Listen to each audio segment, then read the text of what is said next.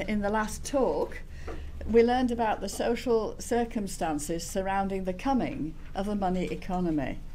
And we spoke about private property being protected in law and how it became possible to accept in law that one can seek financial gain and financial profit for oneself rather than for the whole of the welfare of everybody together, working together. The resources of the natural world and the labour and talents of the people of the world are currently being bought by the money economy. This economy cannot seemingly be brought to account by the ordinary citizen, that is, by you and me. The rigid pyramidal centralised structures of global finance and the global corporations they support can take, but they cannot create. Like the military structures on which they are based, they can compete in destructive warfare as they set man against man and man against the environment which gives him life.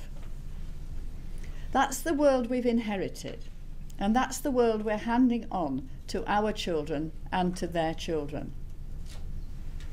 So in this talk, we start to look at other ways of working with money so that it becomes our servant. And that means considering more fluid constitutional structures than the rigid top-down pyramid. But first, we must consider our own personal relationship with money. It has been said that we read the Bible as if we had no money, and yet we spend money as if we had never read the Bible. If we're honest, we must admit that we are indeed accepting of the status quo. As we grow up within the money system, we are taught how to give service to the God of gold. And so we dedicate our lives to some form of service to the money economy.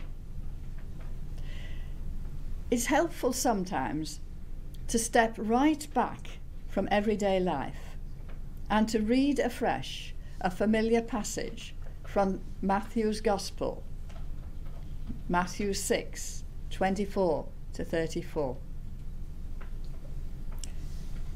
No one can be the slave of two masters. He will either hate the first and love the second, or treat the first with respect and the second with scorn. You cannot be the slave of both God and money.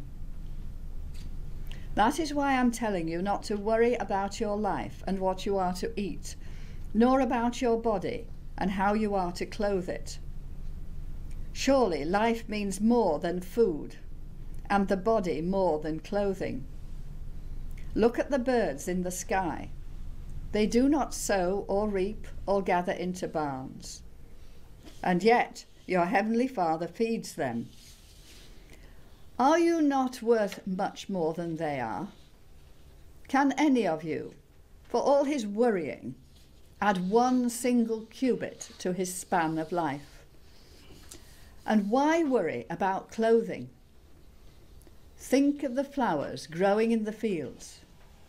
They never have to work or spin. Yet I assure you that not even Solomon, in all his splendour, was robed like one of these. Now, if that is how God clothes the grass in the field, which is there today and thrown into the furnace tomorrow, will he not much more look after you, you men of little faith? So do not worry. Do not say, what are we to eat? What are we to drink? How are we to be clothed? It is the pagans who set their hearts on these things. Your heavenly Father knows you need them all. Yet set your hearts on his kingdom first, and on his righteousness, and all these things will be given you as well. So do not worry about tomorrow. Tomorrow will take care of itself. Each day has enough trouble of its own. What does that passage from Matthew 6 mean to us today?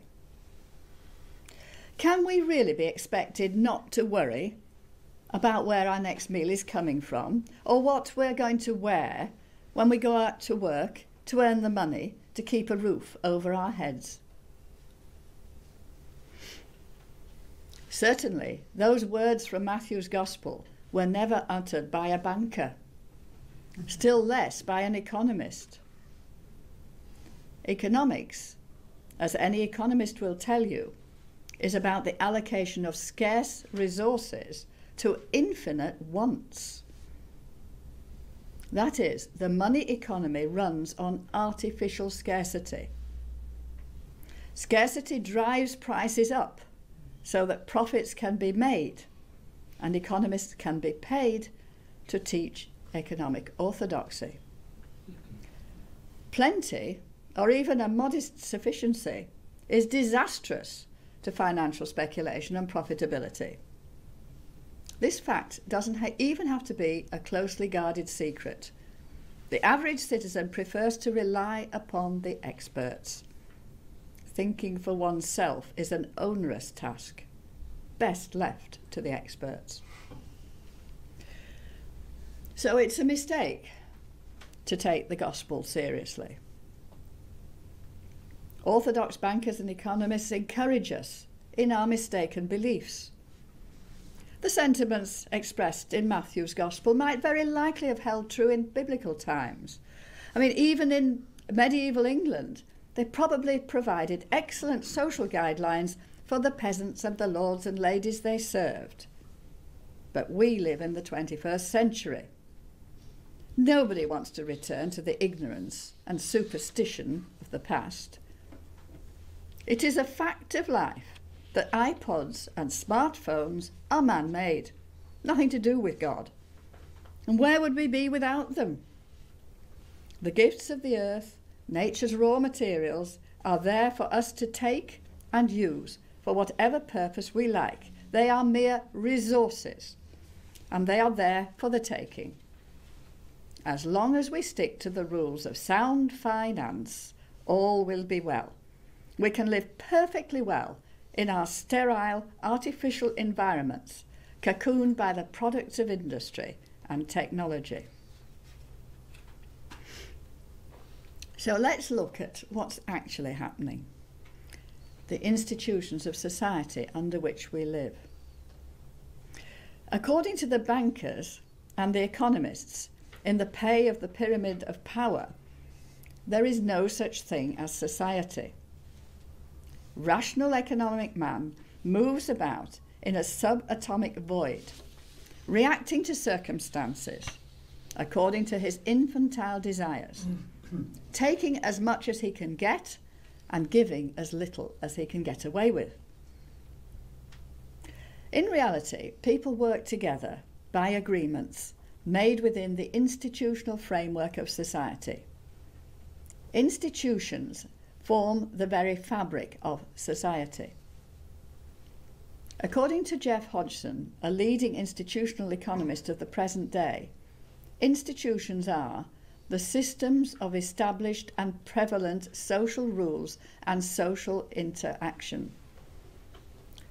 Examples of institutions may be language, money, law, systems of weights and measures, table manners, organisations such as firms, banks, political parties, and the family.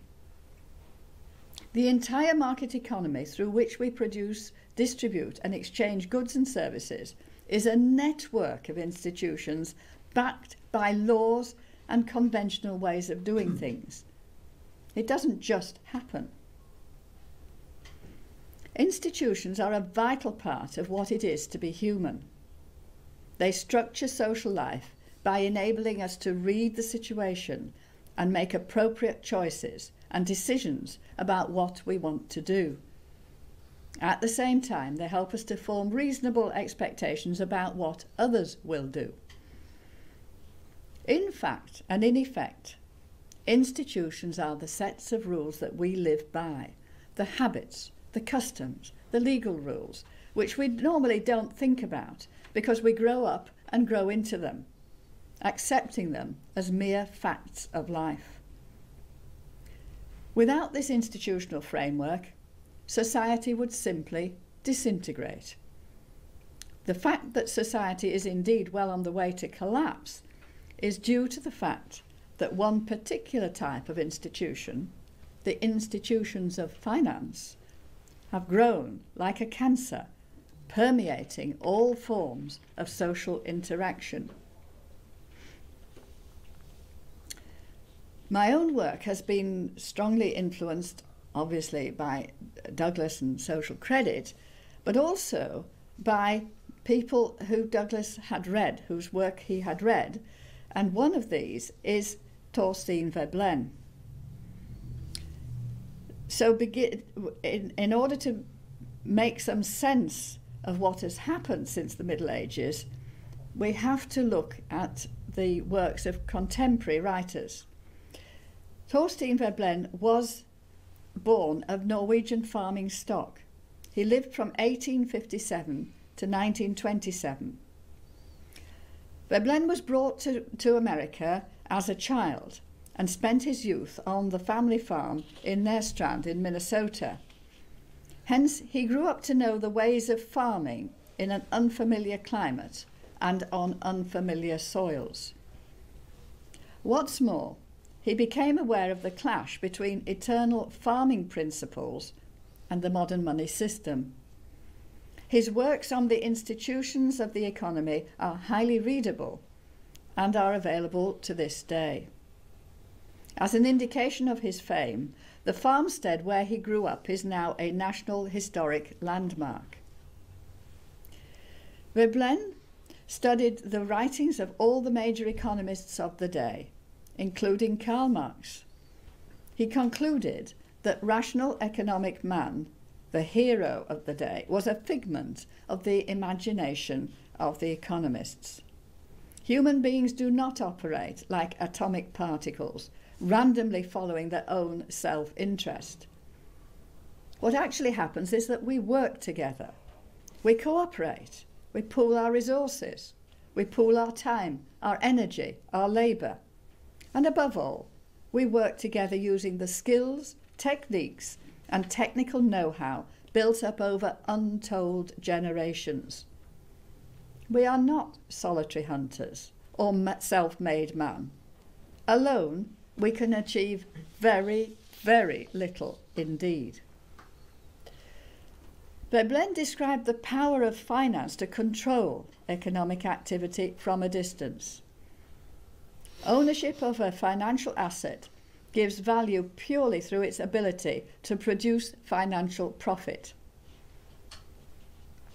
In his book, Absentee Ownership, Veblen explained that where there was a demand for factory-farmed crops, land could be bought up by absentee owners and exploited for financial profit, but that such activity degrades the land and destroys the instinct of workmanship, the sheer joy of working the land on one's own terms and according to one's mature experience and judgment. Try as they will, and they certainly have tried, economists cannot square the circle of the incompatibility between conservation of that real economy of the land and its peoples and the worthlessness of the financial economy, which measures nothing but money value. So where do we start to find a way out of the muddle? Fortunately, we have thoughtful insights into social threefolding, insights which date back almost 100 years. These thoughts have been quietly developed into a substantial body of theory and practice over the decades since the First World War. We can only scratch the surface of in these short talks of this new thinking, which has been termed social art or social sculpture. The social sciences include sociology, social psychology, marketing techniques, statistics, and above all, economics. They are investigative and controlling. Social arts, on the other hand, open up new ways of working together by working in freedom rooted in the responsibility of the individual. Clifford Hugh Douglas spoke on this subject in Cardiff in 1933, and he said, "Perhaps the radical difference between the outlook of the engineer and that of the banker and economist is that the former looks to finance to be the indicator of fact, whereas the banker and orthodox economist, professional economist, treats finance as a primary fact, as a proper agency for the control of fact. To the engineer, this is to elevate the ticket office of the railway into a position of greater importance than that of the railway itself." That is, the engineer, as social sculptor or artist, regards money as a sign or indicator of the wishes of the people. The banker and economist, as social scientists, use finance as a fact to control the people. Spokesmen of the powers that be, such as Baron Geoffrey Crowther, who had his say in the first talk, adopt the moral high ground as social scientists, bankers and economists. What then is the scope for the social artist? The social framework under which we live as social beings consists of a complex of interlocking institutions. The exact nature and working of these institutions varies considerably from place to place. Nevertheless, it's possible to sift them into three broad categories. In order for society to function, any society on earth, there must be three elements. There must be ways of learning how to be human. There must be ways of working together in cooperation with others. And there must be sets of rules or laws which regulate social interaction.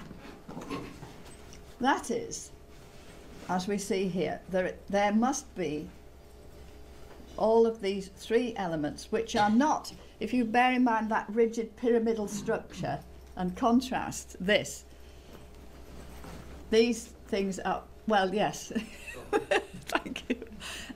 I think we can envisage the structure. So we have cultural systems which must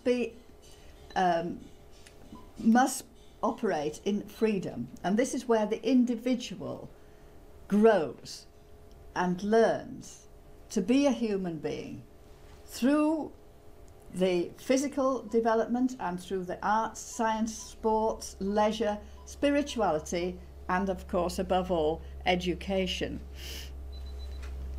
There must be ways also of working together within the real economy, sharing, working together in cooperation with others to produce the material goods and services which we need. And then there must also be a political sphere which is delineated by equality. Everybody must have equal rights, equal access to justice and to fair dealing, so that when we are working together in cooperation, when we are developing as human beings and growing in spiritual and intellectual sense, then we must also be protected from the oppression of others. So we attach this terminology, which you'll be familiar with, liberty, equality, fraternity, we have to be very careful that we don't turn into a slogan there.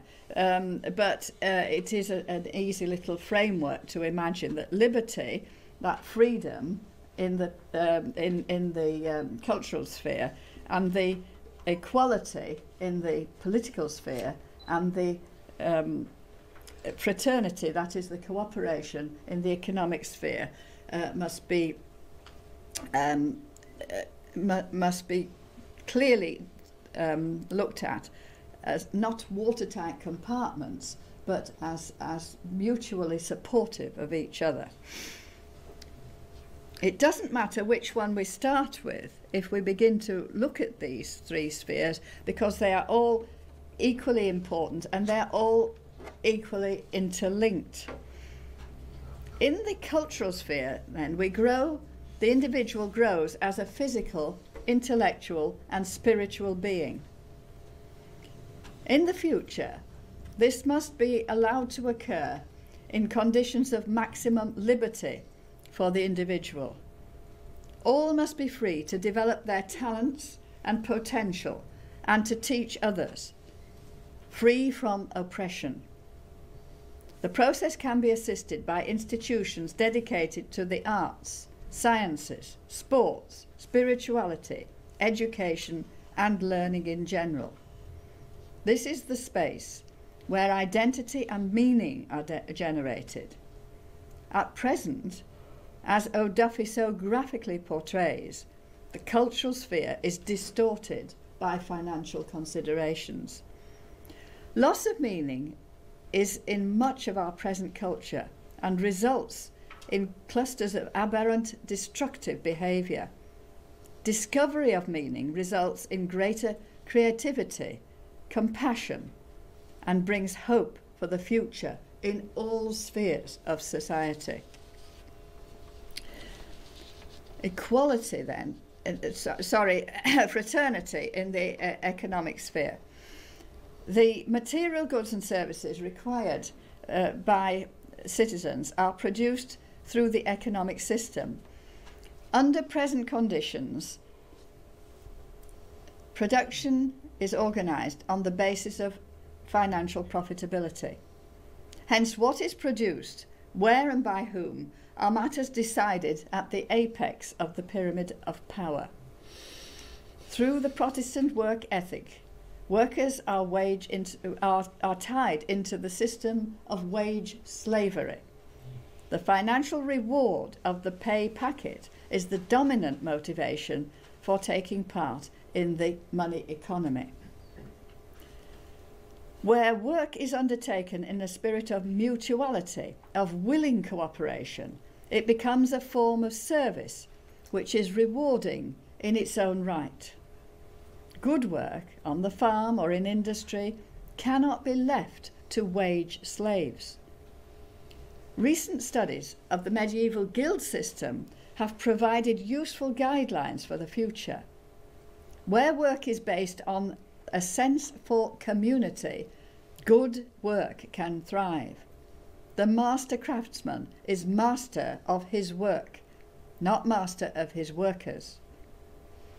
And for examples of this, I've noted two recent papers, one by Stratford Caldecott, entitled Trinity and Society, and one by Russell Sparks, The Recovery of the Guilds.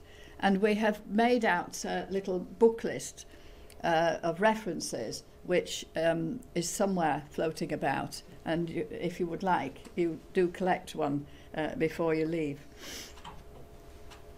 Equality in the rights sphere. Equality of all citizens under the law is the vital necessity for a sustainable social system. In theory, in advanced democracies, every citizen has the vote, and so has the power to determine the rules of government. In practice, the political party system inhibits the exercise of true democracy. This was amply demonstrated by the Alberta experiment. And for the details of that, I again refer what happened in 1935 to 1943.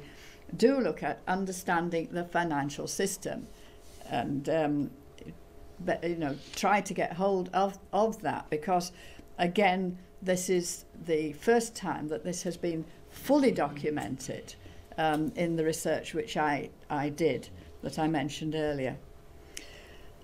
The institutions of the real economy, of the political rights sphere, and of the cultural ways of learning must be reviewed with some urgency. Is it possible to begin at least to live and work in harmony with each other and the land? Or must we blow ourselves off the face of the earth? Was O'Duffy unduly pessimistic when he ended Asses in Clover on such a gloomy note? Certainly, those words from Matthew's Gospel, the words we heard at the start of this talk, were never uttered by a banker, still less by an economist. How do bankers and economists view the natural bounty of the God-given world? As apprentice social artists, we turn to the work of O'Duffy.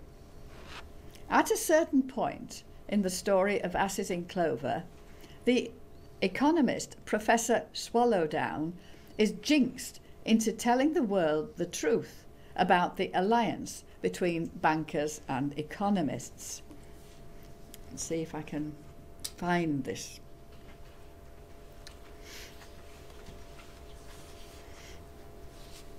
He is on a sort of stage of the world TV that didn't exist at that time.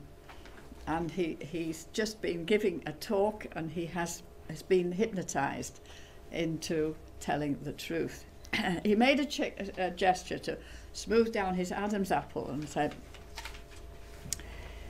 "I'd like you to hear my little poem."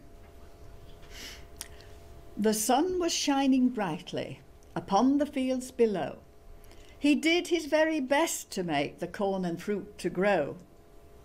And that was wrong, because it brings the prices down, you know. The corn was ripening in the fields, the fruit upon the tree. The shops were full and laden ships were sailing on the sea. All things had a fictitious look of fair prosperity. And that was wrong, because the world was ruined utterly. The banker and economist were walking hand in hand. They wept like anything to see such plenty in the land. If only this were stopped, they said, the prospect would be grand. If 7 pests or 7 plagues were loosened every year, I think, said the economist, that things would then be dear. I wonder, said the banker, and wiped away a tear. Consumer, come and walk with us, they both did make request. The time has come to tell you what we think for you is best. Oh, thank you, the consumer said, with lively interest. And first, said the economist, it's needful to explain the economic laws which prove that trade must wax and wane, and why abundance is a curse and scarcity a gain. But not to me, the man replied, turning a little white. Such dismal scientific stuff would stupefy me quite. I'll take it all on trust, because I know you must be right. 2 winking eyes behind the back of that consumer met, as if to say this blessed boob has asked for all he'll get. Old chap, said the economist, your trust you won't regret. This gross abundance that you see before your hungry eyes has ruined all the primary producing industries, and so, to set things right again, we must economise. And first we'll make a cut in costs by cutting down your screw, and next we'll cut production down till prices rise anew. And then, though you'll have less goods to buy, more work you'll have to do. Right-o, the good consumer said, a sturdy Briton he, and smiling bravely yielded up his share of LSD. By such contraction, wages show their elasticity. It seems a shame, the banker said, to play him such a prank. With sobs and tears, he cancelled out a credit at the bank. And that was right, unless you are a monetary crank. Consumer, said that pleasant pair, we've had a useful day. Shall we be trotting home again? But nothing did he say, and that was right enough because he'd faded right away. Now, this was going out, of course, on the World television, and Mr. Slormy-Kander had only just picked up on it at the beginning. He didn't know that this was happening. So Mr. Slormy-Kander, sitting over his coffee, was a little late in switching on the wireless, and so he plunged in media res when Professor Swallowdown was in the second verse of his song. Straight away he was thrown into the most hideous rage that ever distorted a financial countenance. He let out a bellow of wrath and dashed for the telephone, kicking and cuffing everybody who got in his way. By his orders, a flying squadron of police was at once rushed to the studio, and the unfortunate Mr. Swallowdown, in the midst of kissing hands to the audience at the conclusion of his recitation, was dragged out, bundled into a black Maria, and hurried into the potentate's presence. Now you'll have to read for yourself the rest of the story and how how Slormy-Kander does eventually bring the world economy back into the planned conformity. I cite here O'Duffy because of his shrewd analysis of the root causes of the problems facing post-industrial society. Earlier in the same story, which is of course the inability of the individual to take account of what's happening around him and the ease with which we accept the status quo. So earlier in the story, yes, we're okay there, the Farawavian third world country has been developed economically by the Asenarian corporate world interests. Asenarians supplied both sides of the warring factions in the arms necessary to conduct hostilities. They hadn't done that out of the goodness of their hearts, but because the armaments industry is highly profitable and provides employment on a vast scale. Now the hostilities have got out of hand, so that the Asenaria has to intervene in order to protect their own interests. This comes earlier in but I thought it was so relevant to what is happening today. Now, Kundinyu, that's the demigod who has come to put the world right, is travelling around with Mr. Robinson, the reporter, and they are, on this occasion, in the Houses of Parliament. How Asenaria went to war. Meanwhile, Kundinyu and Mr. Robinson, sitting in the Strangers' Gallery of the Parliament House, heard the Prime Minister move a vote of credit for £1,000 million for the war against Faraway. The cause of the war was this. Faraway was at one time a backward, undeveloped country, without banks or buses or picture houses or any of the essentials of civilization. A few years ago it had been provided with these appurtenances by the enterprise of asinine capitalists, who thought that if it were properly developed, it would provide them with a market for the goods which their own people were unable to buy. All these investments were now imperilled by a civil war, which had broken out in Faraway between the thingamajigs and the thingamybobs, as the local factions were called. For as these were now well furnished with civilized weapons, there was a danger that the railways and the factories might be damaged. It was feared also that the receipts from the picture houses might be affected. An expeditionary force had accordingly been dispatched and had already established itself on the soil of Faraway. In taking this step, said the Prime Minister, we have acted in defence of both our honour and our safety and of our legitimate interests.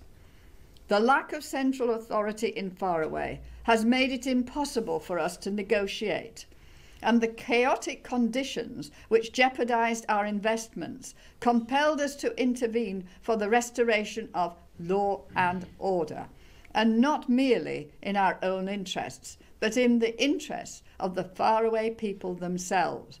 Cheers. Critics of the government have said that this action is a violation of the treaty for the renunciation of war. But let me tell them that it is nothing of the sort. By that treaty, we promised to renounce war as an instrument of national policy. Let our critics note the exact wording of this document on which they rely in their nefarious purpose of defaming their own country in the eyes of the world. In the first place, this action of ours is not war at all. We have never declared war on the Farawavian nation. We have merely dispatched what might be called a force of armed guardians of the peace to protect our legitimate interests. It is true that these guardians of the peace have routed several Farawavian armies and bombarded several towns, but that was because their purely pacific intentions were met by violent resistance. So the fight then was to control markets, and this is what Douglas says in The Causes of War. It's the control of markets which has been causing wars in modern times. And O'Duffy is very interesting on the contrast between wars in pre-modern times, when it was over issues of rights, even if it was because somebody was attacking vengeance of some kind, but at least it was motivated by something other than the self-interest in the economic sense. The wars against Afghanistan and Iraq were motivated by oil questions. And later in Asses in Clover, we come to King Goshawk's war against the Irish for reclaiming from the corporate world the songbird, the symbol of the natural world. In the past, wars had some semblance of justice. Modern wars are justified by finance alone. Now, I want to give you to just have a brief look at this quotation from Joseph Beuys. Now, Joseph Beuys was a German artist. His work is around Europe in different capital cities. And he coined this term, social art or social sculpture. And in a very interesting discussion, what is money? He was in discussion with a banker and two economists, and in 1984. And in the course of that discussion, he developed these ideas, which I find quite insightful for the future. And this is what he had to say at one point in the discussion. If we want to achieve a different society where the principle of money operates equitably, if we want to abolish the power money has over people historically, and position money in relation to freedom, equality, and fraternity. In other words, to develop a functional view of the interaction between the three great strata or spheres of social forces, the spiritual life, the rights life, and the economic life. Then we must elaborate a concept of culture and a concept of art, where every person must be an artist in this realm of social sculpture or social architecture. Now, there's a lot in that.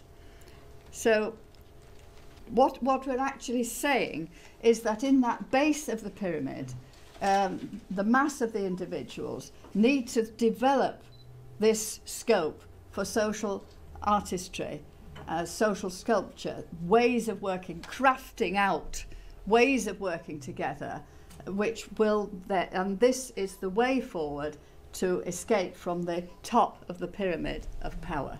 So we'll open that to any discussion at the moment. All right. Okay.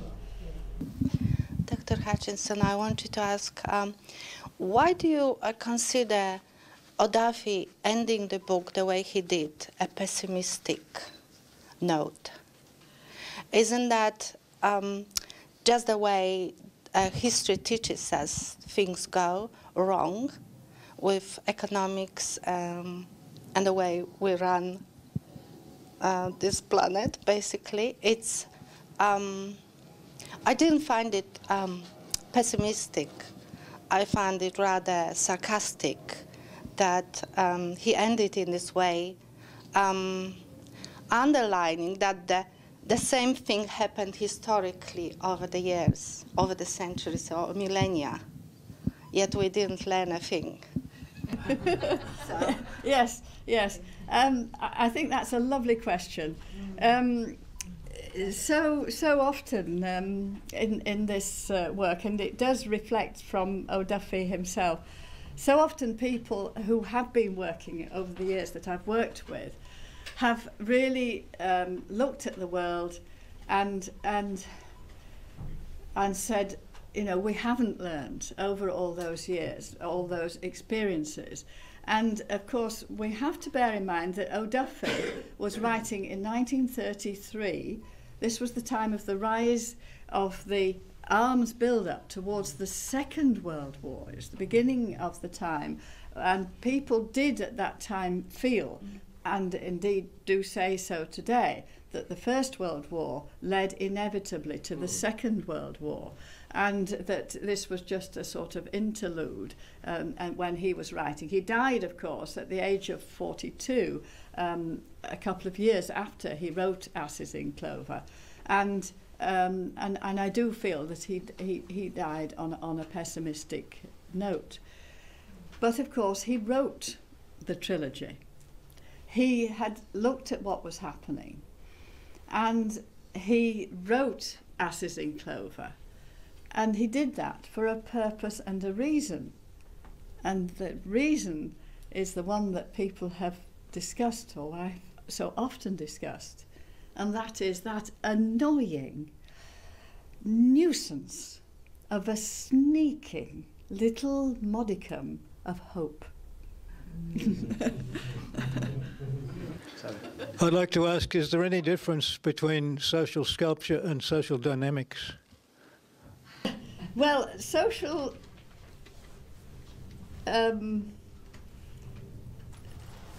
sculpture is where people are working as individuals. You can not be a communal artist. You've got to you yourself have to be the artist working then with others. You are the person that determines what happens.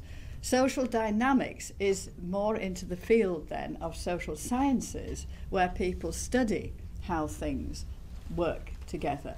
And in that case, you're on the other side, and we are trying to avoid having sides now. We're trying to work together.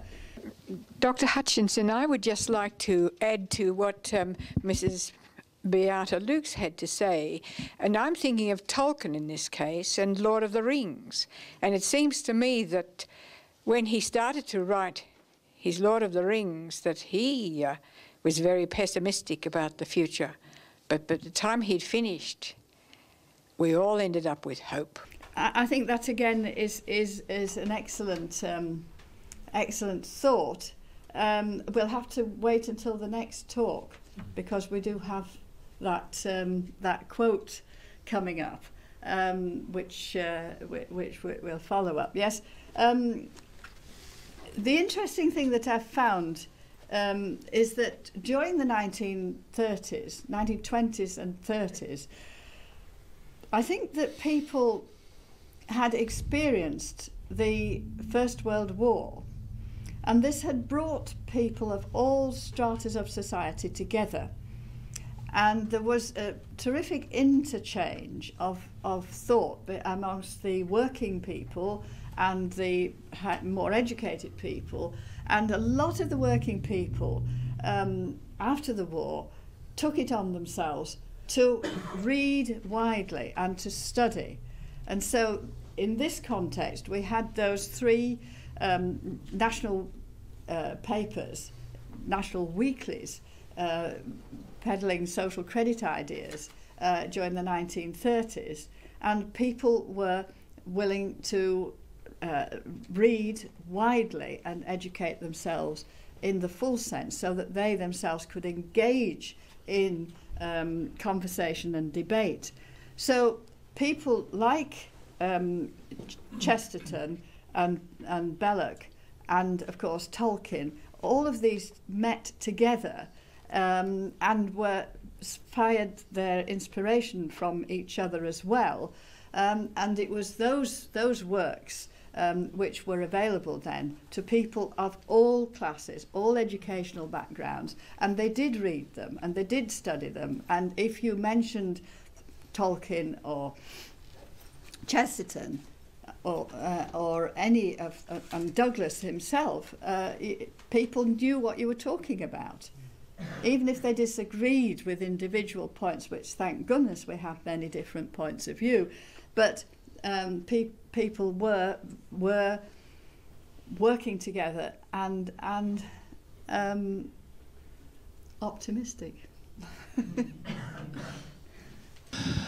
There's an interesting case in fact at the moment, whereas General Gaddafi kicked out the corrupt government in Libya. He promised his people that everyone would have a house, and they would have it before his own family. In actual fact, his father died before he could have a house. They now have gold in the bank, they have their own central bank and everything else. And they're trying to get the African nations together, and the United Nations, including the Israeli army, are attacking him. And to me, I call that social credit, what he's trying to do. You may or may not agree. I'd like your comment on it. Okay. Yes, I think you've touched on a very interesting point there, because the other side to the question of hope is anger. And I think that people do need to know what's going on. And then only do you have that hope. There's no hope, no point in hoping if you are not angry about what is happening in a particular circumstances. So you do need to be well informed, and as you say, this information nowadays is coming across through the internet and through the different media. So even if we don't get it in our newspapers and official news versions, we have no excuse for not finding out and exchanging information with others. And as you say, the damage which the other forces are doing in Libya is enough to make you very angry.